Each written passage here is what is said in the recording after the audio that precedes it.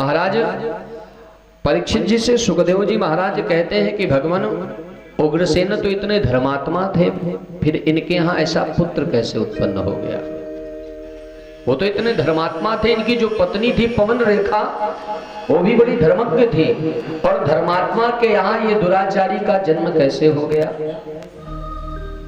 मैंने सुना है कि माता पिता के परिवार के लक्षण बच्चों में आते हैं, लेकिन इसके तो एक भी लक्षण अपने पिता से, माता से, परिवार से नहीं मिलते हैं। महाराज सुखदेव जी ने कहा अगर ये महाराज उग्रसेन का पुत्र होता तो लक्षण जरूर मिलते। बोले मतलब? बोले ये उनका पुत्र नहीं है, ये एक राक्षस का पुत्र है। बोले महाराज ये कथा थोड़ा विस्तार से बताओ, श्रवण करें। बोले महाराज उग्रसेन की पत्नी पवन रेखा बड़ी सुंदर थी, बड़ी रूपवान। एक द्रुमलिक नाम का राक्षस आकाश मार्ग से जा रहा था, इसने पवन रेखा को देखा और देख करके मोहित हो गया।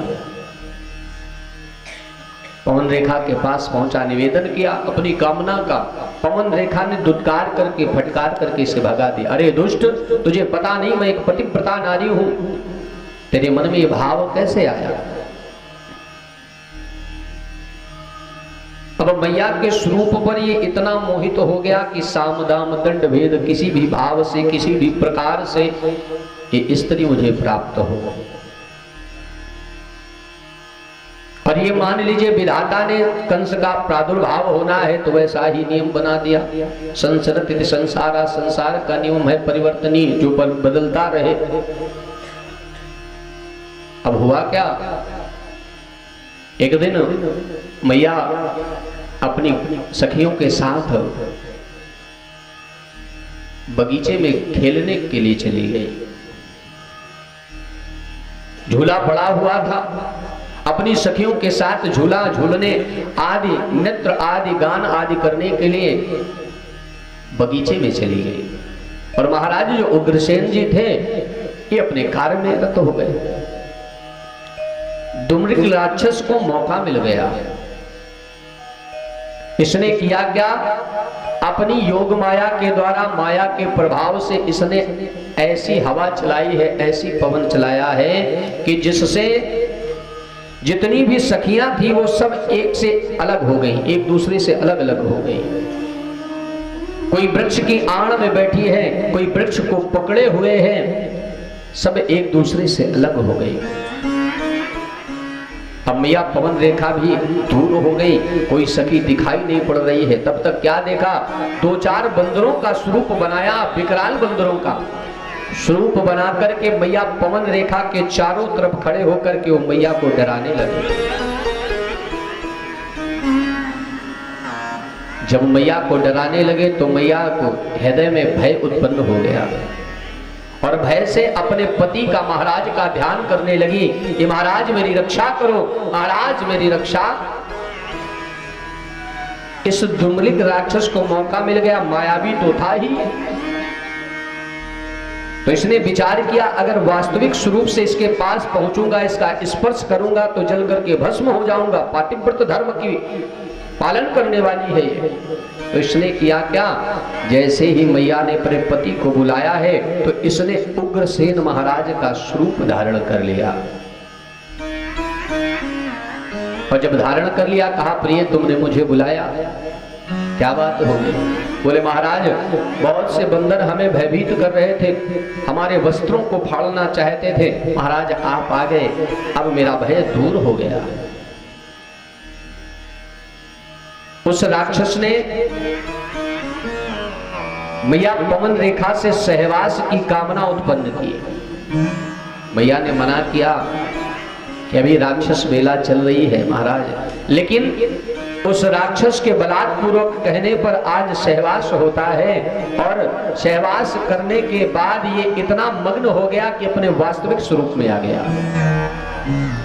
और जब वास्तविक स्वरूप में आ गया तो माता पवन रेखा ने जैसे ही दुम्रिक राक्षस को देखा है, देख करके क्रोध में भर गई। बोले अरे दुष्ट, तुमने मेरे धर्म का खंडन किया है,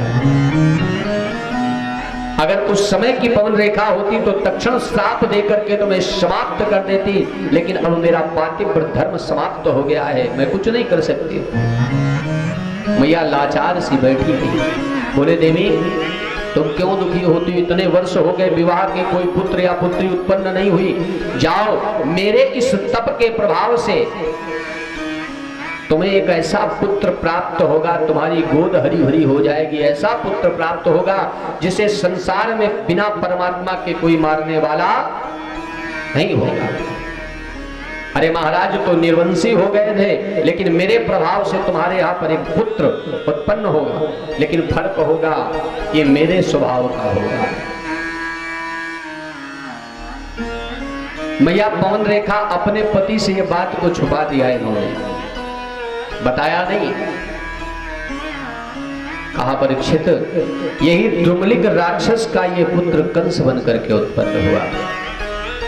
बोलो भक्तवत्सल भगवान की जय हो। आगे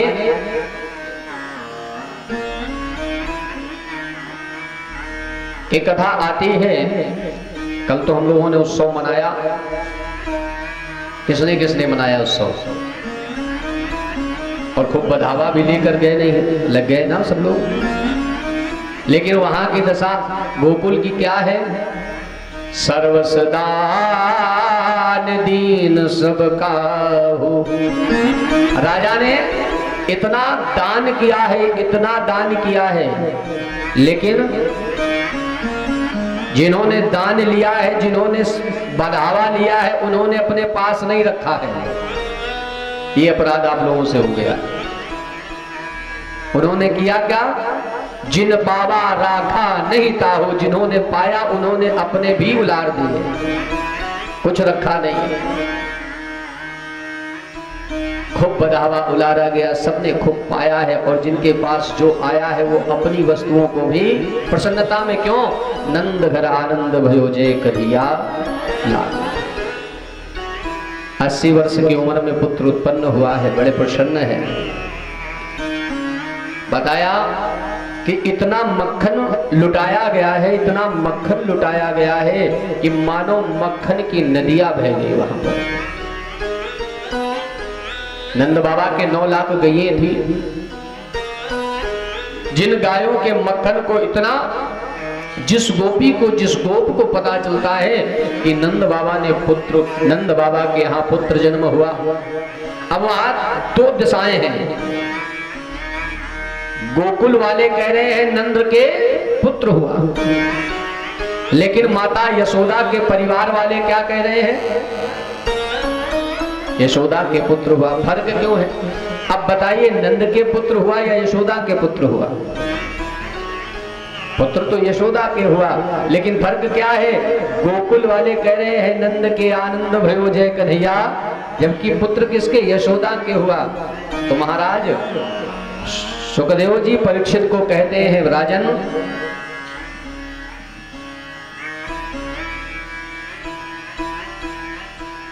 जब कन्या के ससुराल में पुत्र का जन्म या पुत्री का जन्म होता है तो पति का नाम होता है, और जब मायके में होता है तो कन्या का नाम होता है। तो इसलिए सारे नगर निवासी नंद बाबा को बढ़ावा दे रहे हैं। वृंदावन बिहारी लाल की जय। हरि नंद जू के अंगना में बज रही आज बधाई। बड़े प्रसन्न है, और इतने प्रसन्न है प्यारे, इतने प्रसन्न है। अब तो कोई रोज आता है, कोई कुछ न लेकर, कुछ न कुछ लेकर के, रोज एक दिन नहीं, रोज ये बढ़ावा चल रहा है। जिसे पता चलता है, जब पता चलता है तो वो सब देवक्या जठरे। इधर तो बढ़ावा मच रहा है, लेकिन उधर मैया देवकी रो रही है। क्यों? इसलिए रो रही है कि मेरा पुत्र तो बच जाएगा, लेकिन ये जो कन्या आ गई है अब इसका वध हो जाएगा, क्योंकि मेरा भाई इतना दुष्ट है, इतना राक्षस है, वो छोड़ेगा नहीं। जो मेरे अबोध बालकों को जिनका कोई अपराध नहीं था, जबकि इसे अष्टम गर्भ से समस्या थी, लेकिन इसने मेरे 6 पुत्रों को मार दिया।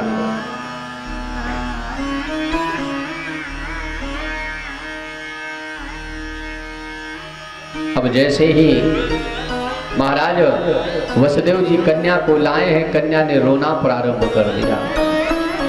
और जब रोना प्रारंभ कर दिया तो जो पहरेदार सो रहे थे वो सब जग खड़े हुए। और जैसे ही कन्या के रोने के शब्द को सुना है, पहरेदार दौड़ करके महाराज कंस के पास पहुंचे। बोले महाराज, जिस काल का तुम्हें इंतजार था उसका जन्म हो चुका है। कंस दौड़ा, गिरता पड़ता दौड़े दौड़े पहुंचा वहां पर और देवकी के पास पहुंच गया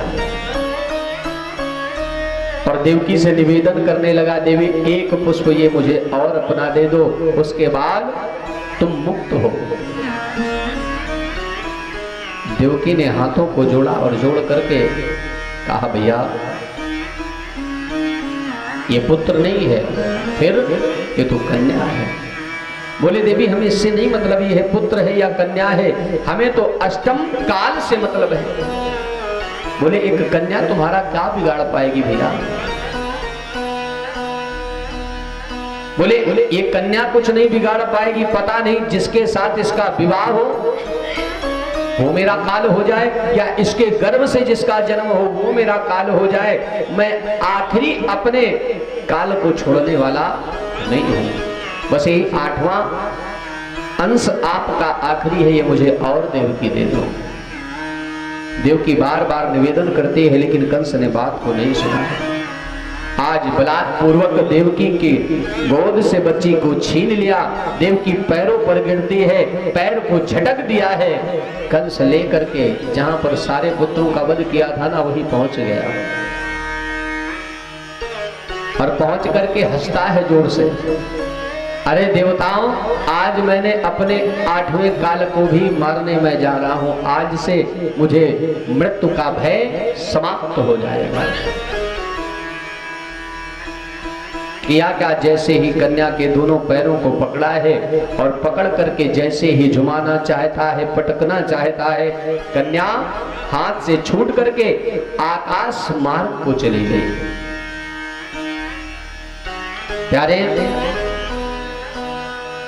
वह कन्या आकाश मार्ग में जा करके अष्टभुजी बन करके कंस से कहने लगी, अरे दुरात्मा, दुराचारी, अत्याचारी कंस, तेरे जैसा पापी अपराधी आज तक मैंने संसार में नहीं देखा है। तूने जितने भी शिशुओं को मारा है ना, अपनी मृत्यु के भय से तुझे मारने वाला गोकुल में पैदा हो चुका है।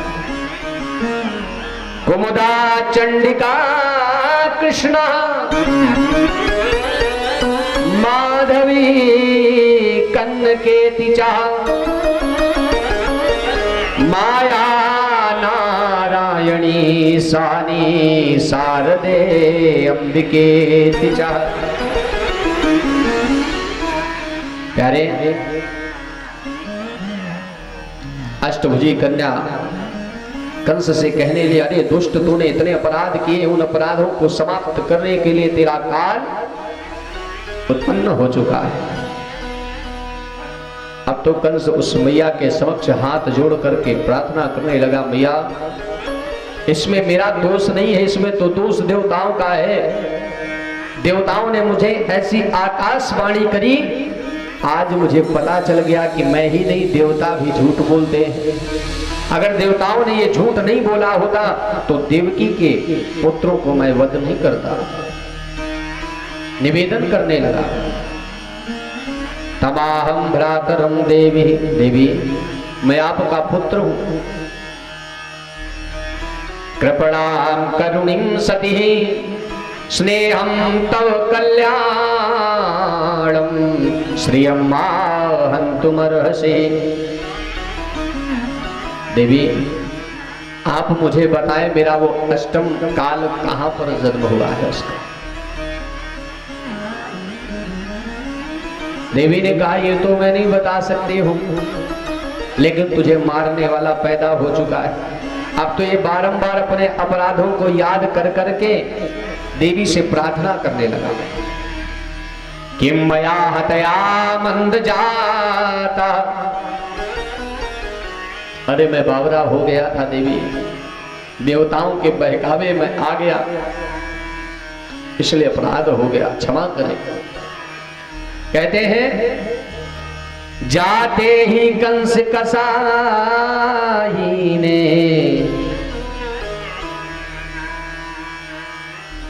कंस कसाई का स्वरूप और विकराल बनने लगा। देवी जी अंतर ध्यान हो गई और कहते हैं बिंद पर्वत पर जाकर के मैया अंसा नाम से मैया का वहां पर प्रादुर्भाव हो गया। बिंद पर्वत पर मैया की एक पीठ का निर्माण हो गया। अब तो ये अपने भवन में जाकर के कंस इधर उधर भ्रमण करने लगा, चिंता में भटकने लगा, क्या किया जाए। सारे राक्षसों को बुलाया है कि जाओ जाकर के गोकुल में एक दिन से लेकर के 1 महीने तक जितने भी बालक हो सबको समाप्त कर दो।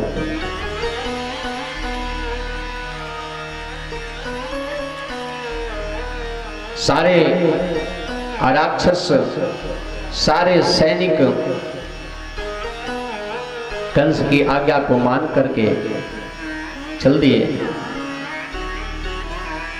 इधर कहते हैं बकासुर की बहन है पूतना,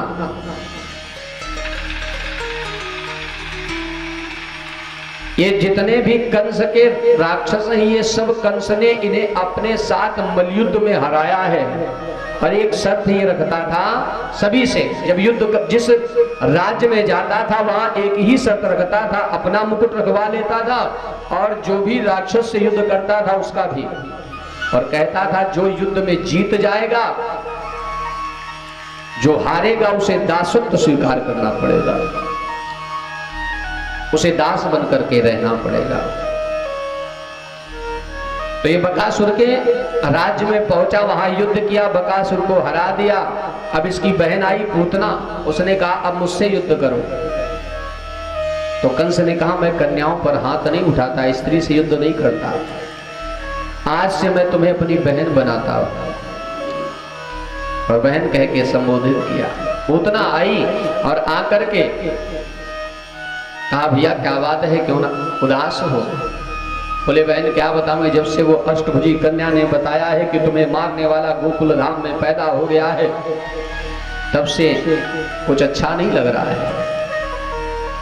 बोले इसमें कौन सी बड़ी बात है, अभी बच्चे का जन्म हुआ है ना, मैं जाकर के तुम्हारा जो कंटक है उस कंटक को निकाल दूंगी, जाकर के समाप्त कर दूंगी जाकर के। महाराज आप परेशान ना हो। बोले कैसे। बोले मुझे माया तो आती ही, माया से मैं सुंदर स्वरूप बना करके जाऊंगी उस गोकुल धाम में, और जो 1 से 1 महीने तक जितने भी पुत्र होंगे उन्हें सभी को समाप्त कर दूंगी। प्यारे नंद बाबा के यहाँ उत्सव तो मनी रहा है, ये अपने भैया कंस से आदेश लेकर के चल पड़ी है, आकाश मार्ग से चली जा रही है। और चलते चलते क्या देखा कि बाबा नंद के यहाँ उत्सव हो रहा है। परीक्षित ने कहा और भी कहीं जा सकती थी, नंद बाबा के यहाँ ही क्यों पहुंची। बोले भगवान ने अपनी माया के द्वारा इसे बुलाया। बोले और कोई इसका सामना नहीं कर सकता है, इसका सामना तो मुझे ही करना पड़ेगा। तो भगवान ने इसे अपनी माया। प्यारे आकाश मार्ग से इसने देखा है कि नंद जी के यहाँ उत्सव हो रहा है, पृथ्वी पर उतरी है, सुंदर सा स्वरूप धारण किया, इतना सुंदर स्वरूप बनाया है, इतना सुंदर स्वरूप बनाया है कि जिसकी कोई सुंदरता का मानो सुंदरता की देवी के समान बन करके चल पड़ी है, चली जा रही है। जो भी स्त्री देखती है वो मोहित हो जाती है, जबकि नारी न मोह नारी के रूपा, जबकि स्त्री स्त्री के रूप पर नहीं मोहित होती है। चली जा रही है, कोई से कुछ पूछता ही नहीं है, कौन है, कहां से आई है, कहां जाना है। ये तो चली जा रही है। चलते चलते चलते नंद बाबा के भवन में पहुंचे। मैया यशोदा दूध को गर्म कर रही है। भगवान ने देखा जैसे ही मौसी जी आई है तो भगवान ने रोना शुरू कर दिया। और जब रोना शुरू किया तो पूतना ने कहा, अरे बहन, तुझे दूध प्रिय है या पूत प्रिय है? बोले दोनों प्रिय है। बोले फिर दूध के चक्कर में अपने पुत्र को रुला रही है, तुझे दया नहीं आती है? अरे अभी पुत्र का जन्म हुआ है और वो भूख के कारण रो रहा है, तो क्यों नहीं लेती है जाकर के उसे दुग्ध पान करा? मैया यशोदा ने कहा, बहन ऐसा करो, अभी मैं दूध गर्म कर लूं, नहीं तो ये बेकार हो जाएगा। तब तक तू जाकर के इस पुत्र को अपनी गोद में लेकर के खिला जाकर के। पूतना को मौका मिल गया। पूतना जाकर के भगवान कन्हैया जिस पालने में झूल रहे हैं उस पालने में पहुंच गए और पहुंच करके भगवान को अपनी गोद में उठाया है। और उठाते ही भगवान ने पूतना को देखते ही अपने नेत्र को परमात्मा ने बंद कर लिया। अब इस नेत्र बंद करने पर संतों के अनेक भाव हैं। कुछ भावों को दर्शन करें। क्यों भगवान ने नेत्र बंद किया? परीक्षित ने कहा, सुखदेव जी कहते हैं इसके अनेक भाव हैं। जाकी रही भावना जैसे, जिस संत की जिस महात्मा की जैसा भाव है उस भाव के अनुसार नेत्र बंद करने का भाव प्रकट किया है।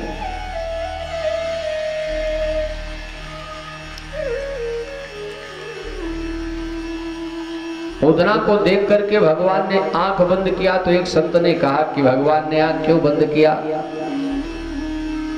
तो एक संत कहते हैं भगवान ने आंख इसलिए बंद किया क्योंकि भगवान कहते हैं, जन्म जन्म मुनि जतन कराही।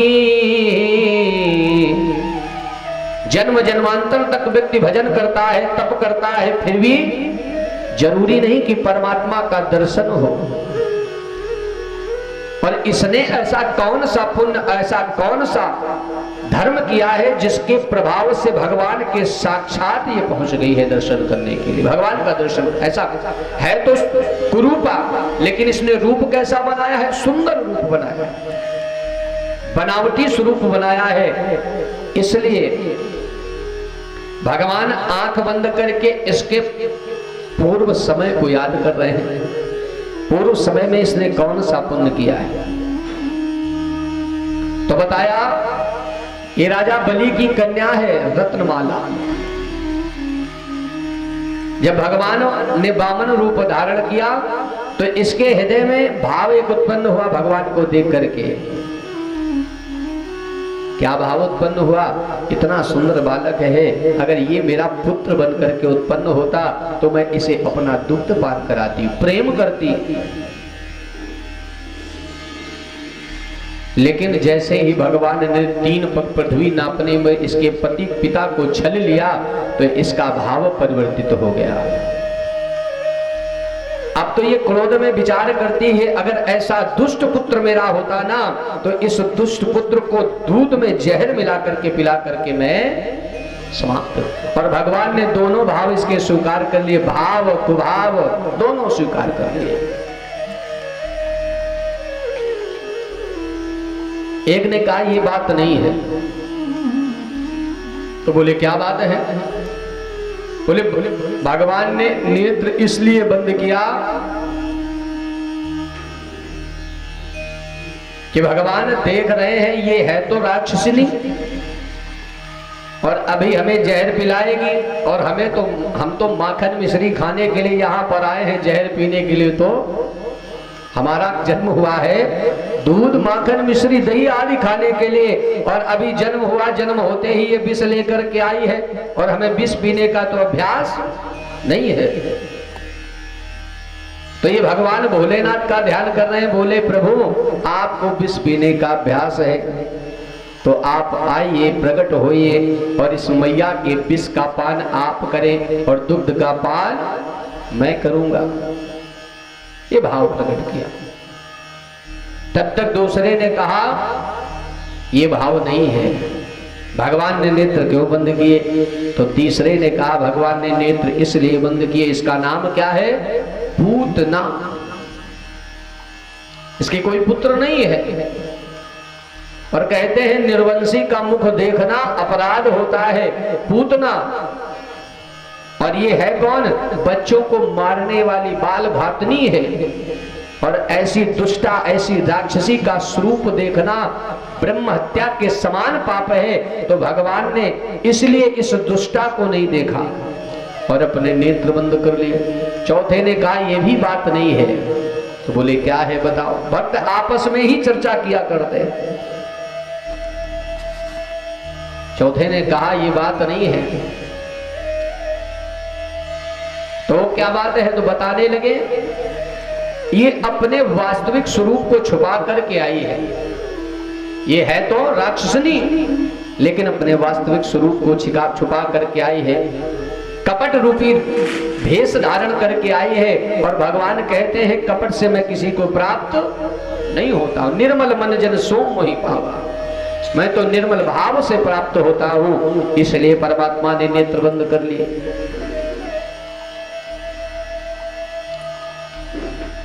एक संत ने और बड़ा प्यारा भाव बताया।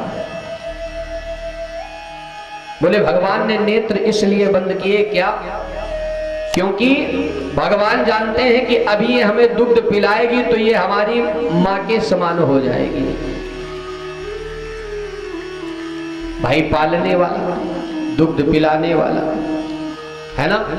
बोले अभी एक ने जन्म दिया, एक ने पाला और एक हमें भी दूध पिलाएगी तो तीन तीन माताएं हो जाएंगी। और अभी इसका वध भी होगा तो ये मेरी मातृ स्वरूप में हो जाएगी। तो मेरा धर्म है कोई अच्छा सा लोक देख करके उसे यहाँ पर प्रस्थान कर दें, स्थापित कर दें। तो भगवान अपने नेत्र बंद करके इसके लिए बैकुंठ में, गोलोक धाम में एक सुंदर सा स्थान देख रहे हैं। इसलिए भगवान ने नेत्र को बंद किया है। अब जब नेत्र बंद कर लिए, पूतना बार बार अपने स्तनों कुछ कलशों को निकाला है और निकाल करके परमात्मा को दुग्ध पान कराने लगी। जैसे ही दुग्ध मुख से लगाती है भगवान अपना मुख हटा लेते हैं, नहीं पीते। था प्रेम बैर के पर्दे में, वह प्यार मौत का आंचल था। मानो घट था गंगा जल का, ऊपर से चढ़ा हलाहल था। बोले जैसे गंगा जल में कोई मदिरा पिला डाल दे तो अपवित्र हो जाता है। गंगा जल की बोतल में कोई मदिरा डाल दे तो फिर वो अपवित्र हो जाता है। लेकिन गंगा जी में कितना भी कुछ डाल दिया जाए वो कभी अपवित्र। बोले ये प्रेम तो दिखा रही है लेकिन राक्षसी होकर के मुझे मारने आई है। आज बार बार जब दुग्ध लगाती रही, भगवान मुख हटाते रहे तो इसको क्रोध आ गया। बोले ये दूध ही नहीं पीता है, ये मरेगा कैसे? तो इसे क्रोध आया, एक झुमा करके भगवान के कान के नीचे, और जैसे ही लगाया प्यारे तो भगवान का गाल हो गया लाल। और जब लाल हो गया तो भगवान अभी तक मुंह हटा रहे थे, वो दोनों हाथों से कुछ कलशों को पकड़ करके दुग्ध पीने लगे। क्यों? भगवान कहते हैं पहले मैं किसी को पकड़ता नहीं हूं, लेकिन जब किसी को मैं पकड़ लेता हूं तो बिना अपने धाम भेजे उसे छोड़ता। बोले अभी तक हम तुम्हें छोड़ रहे थे, जाओ बच जाओ, लेकिन तुम चाहती ही नहीं हो बचना। तो देवी अब तुम्हारा बिना कल्याण किए मैं छोड़ने वाला नहीं। आज भगवान ने दोनों हाथों से स्तनों को पकड़ा है और पकड़ के दुग्ध पान करने लगे। भक्त कहते हैं पहले भगवान ने जहर का पान किया, फिर दुग्ध का पान करना प्रारंभ किया, फिर रक्त का पान करना अब जब रक्त का पान मेरे प्रभु ने करना प्रारंभ किया तो इसके शरीर पे चींटियां रेंगने लगी और ये चिल्लाने लगी।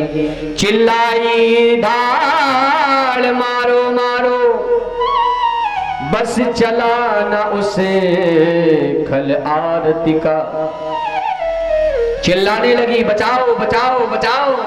लेकिन भगवान ने दोनों हाथों से पकड़ा है इसे, अभी छुड़ाना चाहती है, शरीर में चींटियों जैसी रेंग रही है, अभी अपने प्राणों को बचाने के लिए भग खड़ी हुई, अपने वास्तविक स्वरूप में आ गई। यारे वास्तविक स्वरूप में आ गई। इसने 7 योजन लंबा अपना शरीर बनाया और आकाश मार्ग में उड़ गई, और भगवान ने रक्त के बाद इसके प्राण का पान करना प्रारंभ किया।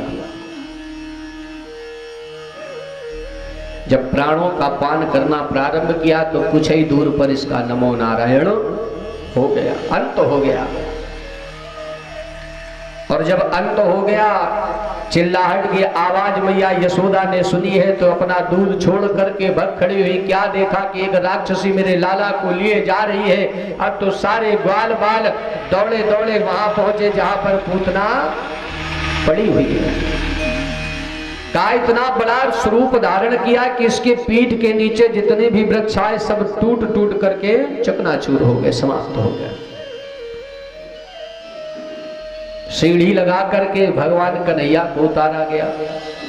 इसके शरीर के अंग प्रत्यंगों को काट काट करके चिता बनाई गई है, और चिता बना करके आज जैसे ही आग लगाई गई ना तो इसके शरीर से सुगंध निकली है। परीक्षित ने कहा महाराज कैसी उल्टी गंगा भैया, राक्षसी है और आप कह रहे हो इसे जलाने से सुगंध ही निकली, इसके शरीर से तो दुर्गंध निकलनी चाहिए। बोले परीक्षित, जिसका परमात्मा दुग्ध स्पर्श मात्र कर ले वो पवित्र हो जाता है, और मेरे प्रभु ने तो उसके दुग्ध का पान किया है, तो इससे बड़ा उसके जीवन में सौभाग्य का विषय क्या होगा। सारे पाप समाप्त हो गए, सारे दोष समाप्त हो गए, इसलिए भगवान के छूने मात्र से इसके शरीर से सुगंध निकली है। बोलो भक्तवत्सल भगवान की जय हो। इस प्रकार से भगवान ने पूतना का उद्धार किया है। आगे मैया ने देखा कि एक राक्षसी ने मेरे लाला को दुग्ध पान कराया है, तो मैया ला करके गऊ के गोबर से भगवान को नहलाया है, और खूब मनौती मानी कि भगवान आपकी कृपा से महाराज हमारा लाला जीवित बच गया, ब्राह्मणों को बुला करके भोजन कराएंगे। सही बात है। अगर बच्चे के जीवन में कुछ भी दोष हो जाए तो माता बड़ी भोली होती है।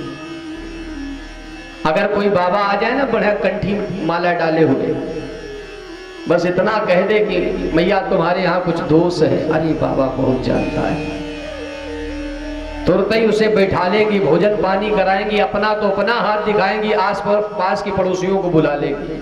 बाबा बहुत जानता है, और बाबा जानते हो चाहे ना जानते हो लेकिन तान देंगे, 150 लेना है।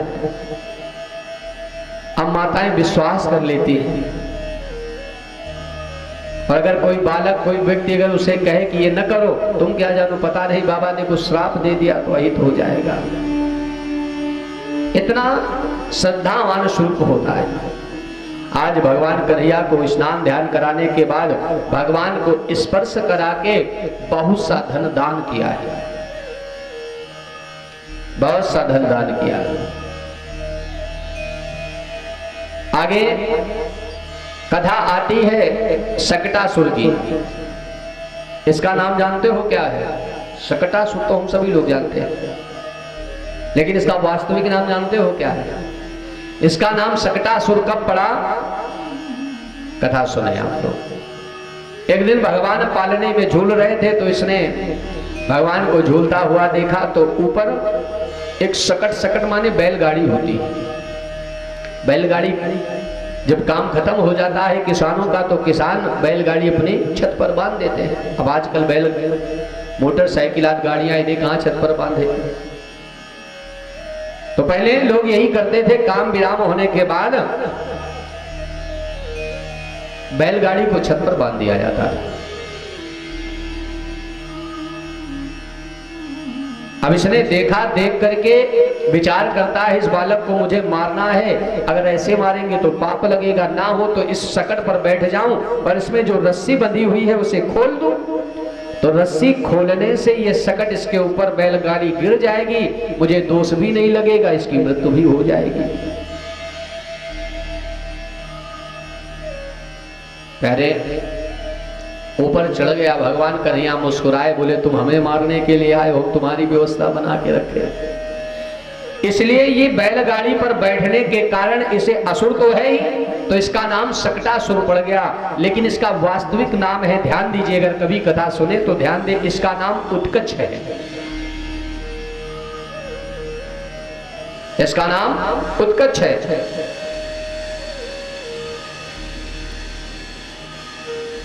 सारे ग्वाल बाल भगवान के अगल बगल खेल रहे हैं, ये ऊपर बैठ गया। अब भगवान ने धीरे धीरे किया कि अपने पैरों को बढ़ाना प्रारंभ किया। पैर बढ़ाने का तो अभ्यास भगवान को सतयुग से ही है। राजा बलि को ऐसा झला, ऐसा पैर बढ़ाया, पैर बढ़ाना धीरे धीरे प्रारंभ किया। ये जान भी नहीं पाया, ऊपर छत है और नीचे सकट है, बीच में ये फंस गया। भगवान ने दबाना प्रारंभ किया, धीरे धीरे धीरे धीरे इसके प्राणों का अंत हो गया। और जब अंत हो गया, भगवान ने देखा कि अब ये गिरेगा हमारे ऊपर, तो भगवान उछल करके किनारे हो गए और ये पालने पर ये राक्षस गिरा है। और जैसे ही धड़ाम का शब्द सुना है, सुनते ही प्यारे मैया यशोदा दौड़ करके आई तो क्या देखा, एक राक्षस पड़ा है। मैया ने अपने लाला को लिया है, लेकर के फिर ले गई भगवान के पास, प्रार्थना कराई, बड़े प्रभु आपकी कृपा है, बार बार मेरा बालक बच जाता है। आगे कथा आती है तृणावर्त की।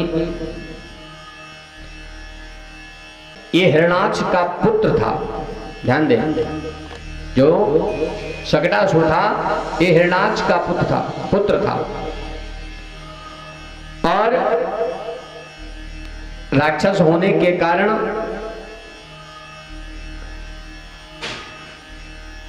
आगे तृणावर्त की कथा आती है। ये कहते हैं ये तृणावर्त एक घुमावदार हवा बनकर के आया है और भगवान कन्हैया को उसने उठाया है और भगवान ने उस तृणावर्त के गले को दबा करके वहीं पर समाप्त कर दिया।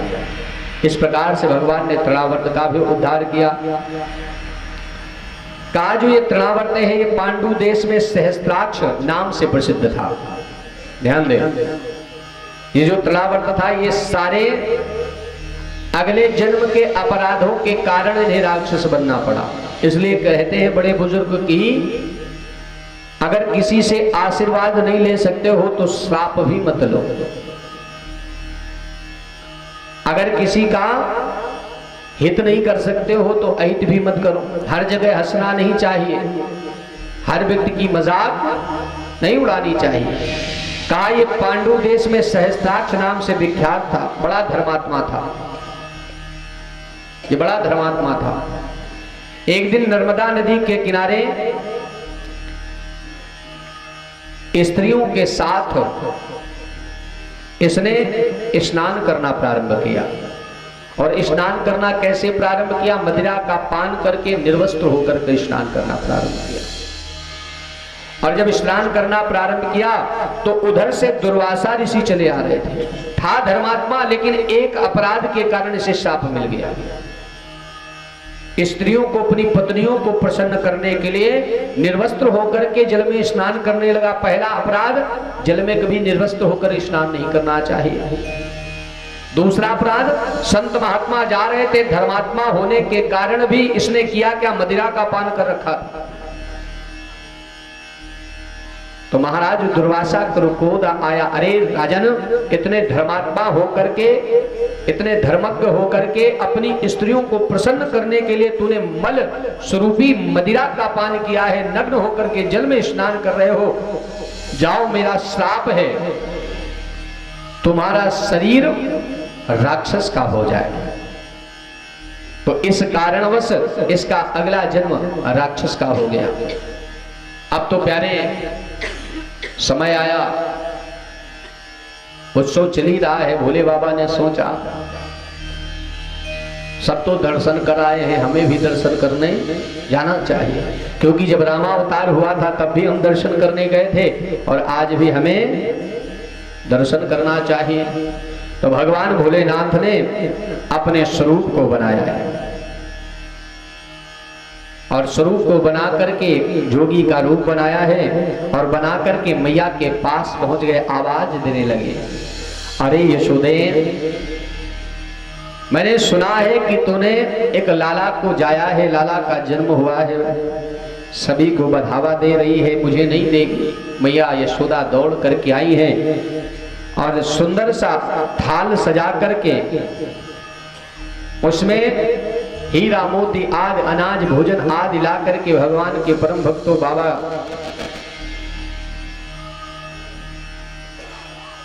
भोलेनाथ के पास आई और कहा, बाबा बड़े समय पर आए हो, जब से मेरे लाला का जन्म हुआ है तब से कोई न कोई राक्षस आकर के मेरे पुत्र को सताता है, तो महाराज आप मेरे पुत्र के उज्जवल भविष्य की कामना करें महाराज, ये दान धर्म आप ले लीजिए, दान वस्तु जो है ये आप ले ले। भगवान ने कहा, देवी मैं इतनी दूर से आया हूं, मैं तुझसे अनाज भोजन धन दौलत नहीं लेने आया हूं, अगर तुझे चाहिए तो खुद मुझसे मांग ले, फिर क्या चाहिए। बोले बाबा क्या चाहिए। मैया ने कहा,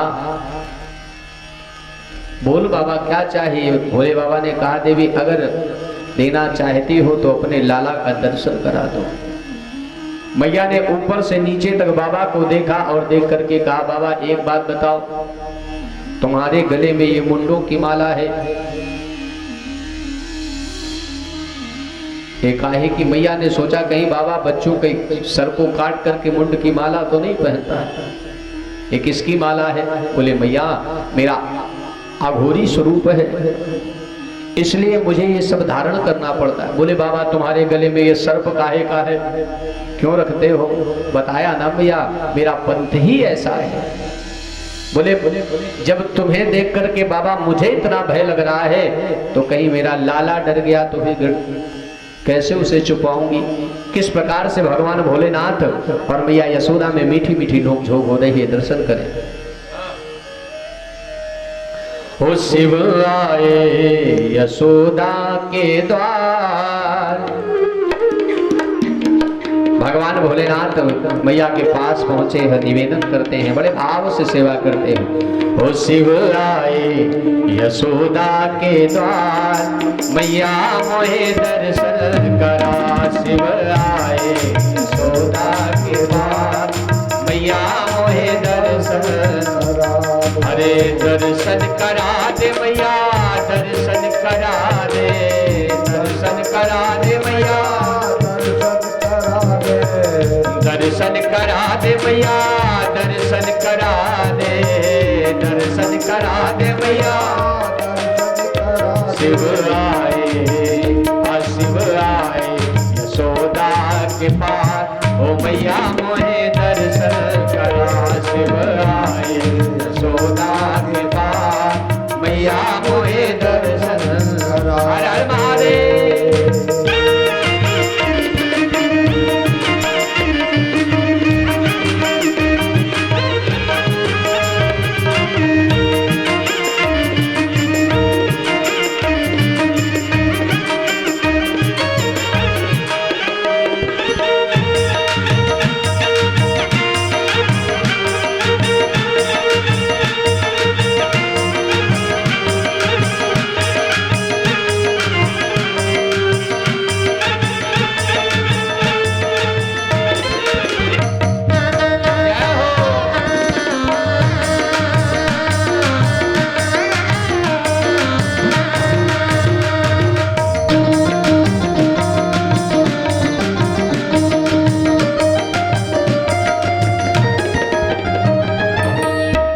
ताली बजा के कहिए।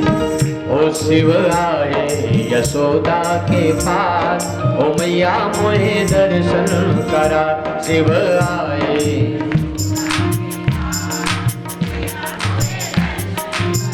दर्शन करा दे मैया, दर्शन करा दे, दर्शन। हाँ शिव आए, हाँ शिव आए यशोदा के पास मैया मोहे दर्शन करा शिव आए यशोदा के पास ओ मैया मोहे। इतनी बातें हुई बाबा और मैया में। मैया से बाबा कहते देवी बड़ी दूर से आया हूँ। बोले कहाँ से आए हो? तो बाबा ने कहा कैलाश पर्वत से आया हूँ माता, कैलाश पर्वत से आया हूँ माता। अगर तूने लाला का दर्शन नहीं कराया ना तो इतनी दूर से आना मेरा व्यर्थ हो जाएगा। मैं तुझसे कुछ लेने नहीं आया हूँ, इतनी दूर से केवल तेरे लाला का दर्शन मुझे करना है। कैलाश पर्वत से आया हूँ माता, कैलाश पर्वत से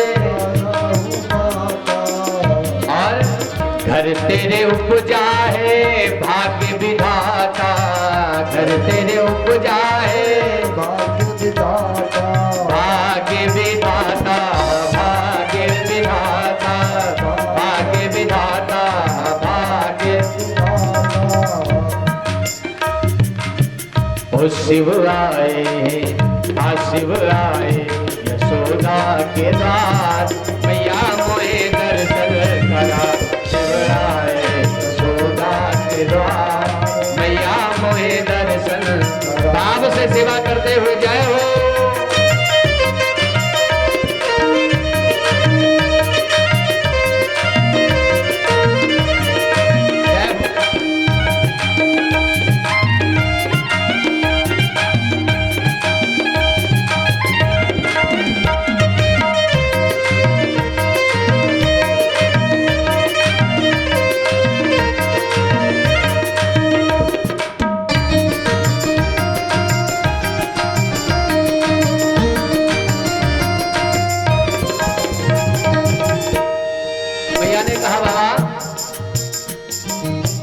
गले में तुम्हारे सर्पों की माला, गले में तुम्हारे सर्पों की माला, जिसे देख डर जाएगा मेरा लाला, जिसे देख डर जाएगा मेरो लाला। बाबा तुम्हारे पास अपने लाला को लेके आई, कहीं तुम्हारे सर्प ने फनकार मार दी और मेरा लाला डर गया तो इसे कौन चुप कराएगा?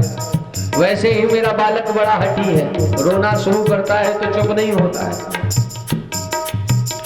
बड़े भाव से उसे सुना करके आए हो, अब तुम्हारे लिए उसे पुनः जगाऊं। बोले भैया एक बार जगा दो, उतनी दूर से आया हूं।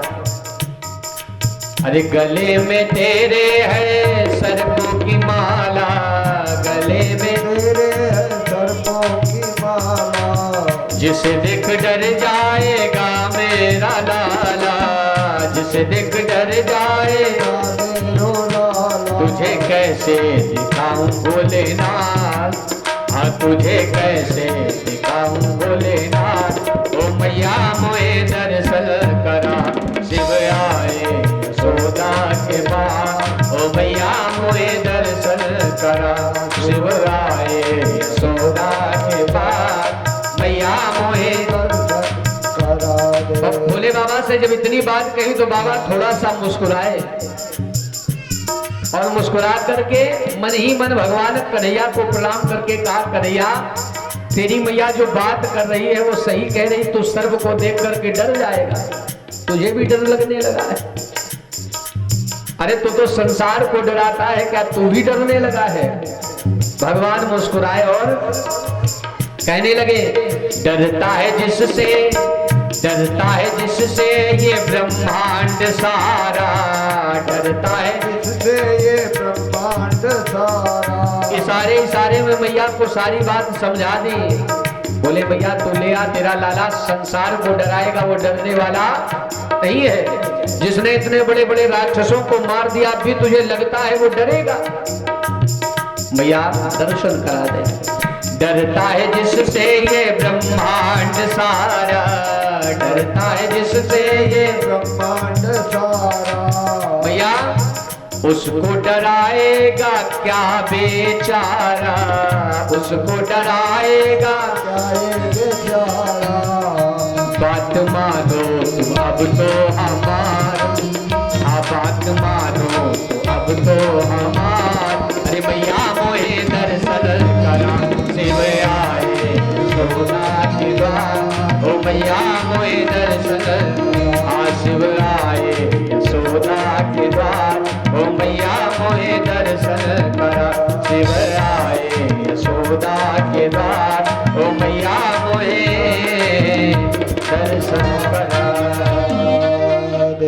बार बार निवेदन किया तो मैया ने कहा अगर लेना हो तो ये भोजन सामग्री ले लो, हम तुम्हें लाला का दर्शन।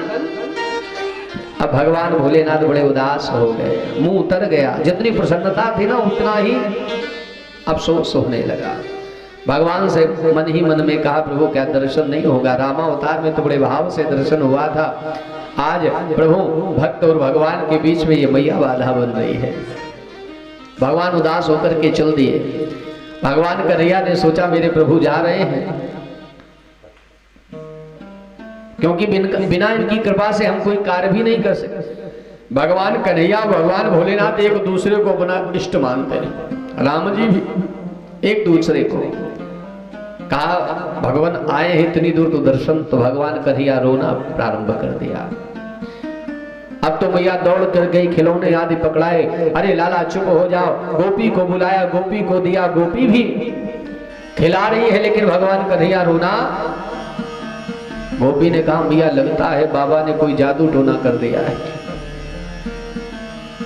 तेरो लाला तो अभी तक खेल रहो तो, लेकिन आज जब से वो बाबा गया है तब से ही तुम्हारा लाला रोना इसने प्रारंभ कर दिया। लगता है बाबा ने कोई जादू मंत्र कर दिया, तूने बाबा को दर्शन नहीं कराया ना, इसलिए बाबा रुष्ट हो गया।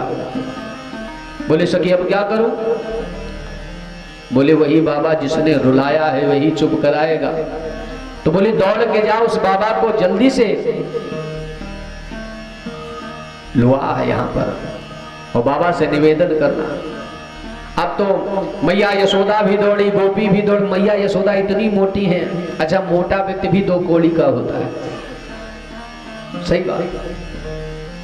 मैया यशोदा इतनी मोटी है, ऊपर से इतना जेवर लादे हुए हैं, धम्मड़ धम्मड़ धम्मड़ धम्मड़ चली जा रही। एक पैर उठाती है तो दूसरे पैर उठाने में समस्या। अब तो थोड़ी दूर दौड़ी और सांस फूल गई, बैठ गई। बोले अरे सखी तू दौड़ के जा। तू बोला, अब वो सखी एकदम सिंगल चेचिस वाली है, वो दौड़ गई। बाबा को बोला अरे बाबा ठहर जा बाबा। बाबा ने सोचा लगता है भगवान ने कृपा कर दी। कहा क्या है? बोले चल तुझे यशोदा मैया ने बुलाया। बोले हम नहीं जाएंगे। बाबा नाटक करने लगे न जाने का, मन तो है जाने का, लेकिन बोले अभी चल दूंगा तो फिर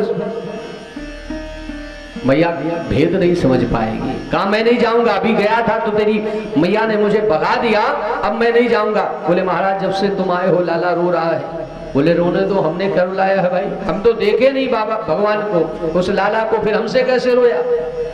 जिसने रुलाया है वही चुप कराए, हम नहीं जाने वाले। उस सखी ने बारंबार निवेदन किया। बोले तुम्हारे कहने से चल रहा हूं, वैसे मैं जाने वाला। भगवान ने सोचा चलो नहीं तो फिर कहीं मन बदल गया, दर्शन कराने का भाव बना है, और कहीं मन बदल गया तो जो दर्शन भी हो रहा है वो भी नहीं होगा। तो भगवान भोलेनाथ चल दिए और चल करके कहा बताइए भैया क्या बात है? बोले महाराज क्या तूने जादू टोना कर दिया? जब से गया है तब से मेरा लाला रो रहा है। बोले भैया मैंने तो कुछ नहीं किया, न तूने लाला को दिखाया, मैं तो निवेदन करता रहा। बोले कुछ फूंक आदि डाल। बोले भैया मैं आज से ऐसा मंत्र से फूंक डालूंगा, ऐसे मंत्र से कि आज से तुम्हारा लाला रोएगा ही नहीं, सभी को रुलाएगा लेकिन कभी वो नहीं रोएगा।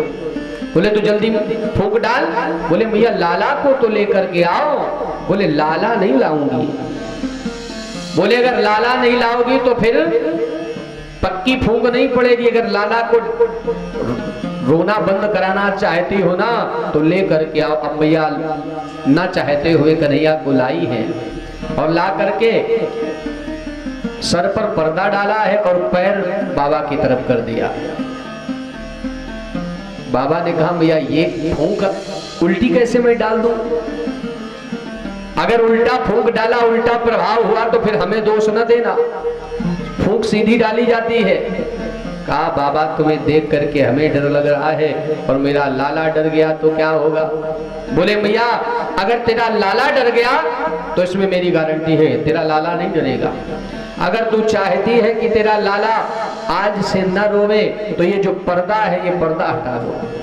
भैया ना चाहते हुए राम राम कहते हुए पर्दा हटाया है और पर्दे को हटा करके भगवान ने अपनी जटाओं को बिखराया है और बिखरा करके भगवान को जटाओं में घेर लिया और घेर करके भगवान कन्हैया से बातें करने लगे। भोलेनाथ कहा, क्यों रे कन्हैया, तुझे भी नजर लगती है? जो सभी को नजर लगाने वाला तुझे। बोले बाबा, अगर ऐसा न करता, रोता नहीं, तो तुम्हें दर्शन नहीं होता। बोले जितनी आकांक्षा दर्शन की तुम्हें थी, उतनी ही आकांक्षा मुझे होती थी।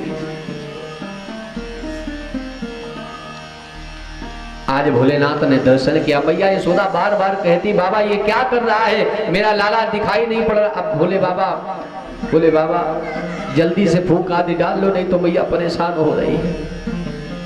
आज भोलेनाथ ने कन्हैया को प्रणाम किया है और नेत्र भर करके कन्हैया को देखा है।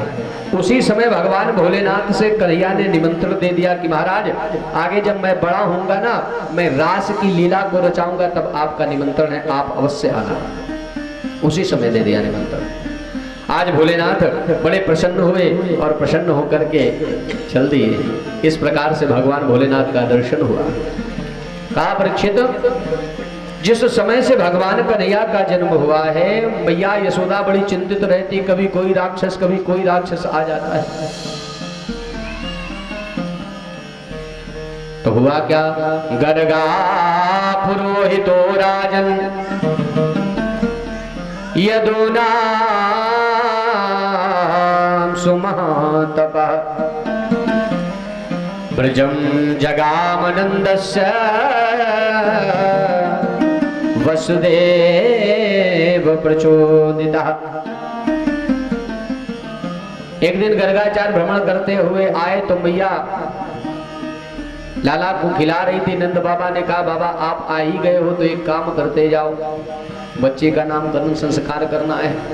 मेरे बच्चे की जन्म पत्री में देखो कि ऐसा कौन सा योग है जिससे जब से इसका जन्म हुआ है कुछ ना कुछ उपद्रव हुआ करता है।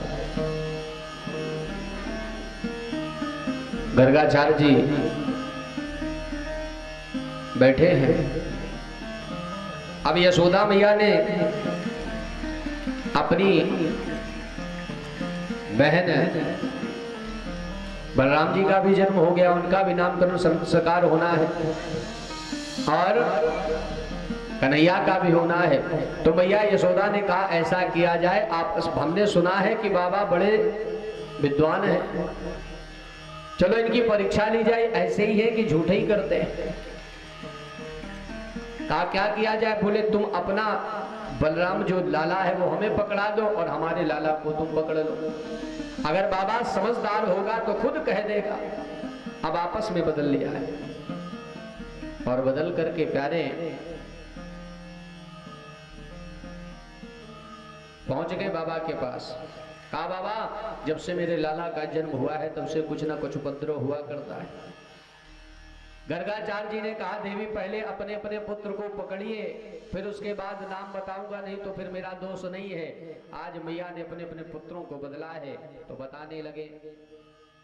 कहा, देवी अहम ही